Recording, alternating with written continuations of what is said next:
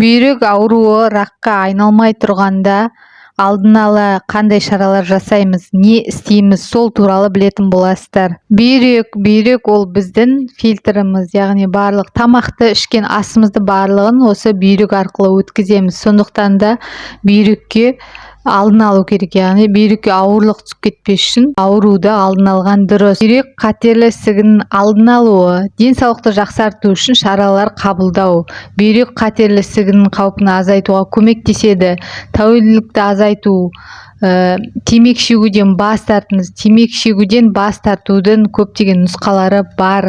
Соның ішінде қолдау бағдарламалары интернеттен қарауыңызға болады. Дәрі-дәрмектер және никотинді алмастыратын өнімдер бар.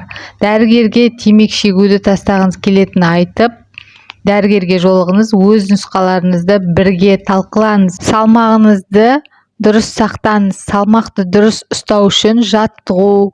Егер сізде артық салмақ немесе семіздік болса, күнделікті тұтынатын калориялар санын азайтып, жаттығу жасауға тырысыңыз.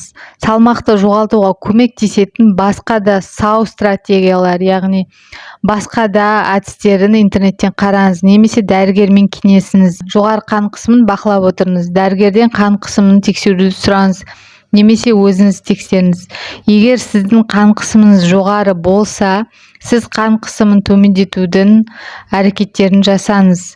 Дене шынықтыру жаттығулары салмақ жоғалтуға, диета шаралар көмектеседі.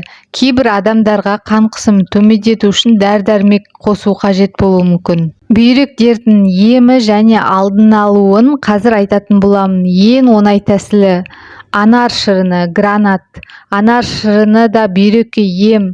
Күнде 200-250 мл анар шырынын таңертең және кешке тамақтан кейін күнде ішіп жүрсеңіз, бүйрек дерттерін сізден алыс жүретін болады.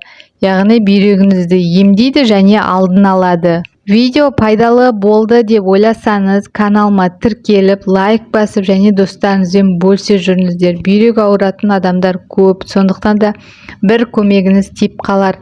Және де каналдың дамуына үлесіңізді қосасыз. Денсаулықтарыңыз мықты болсын, қазақ елі аман болсын, сау болыңыздар.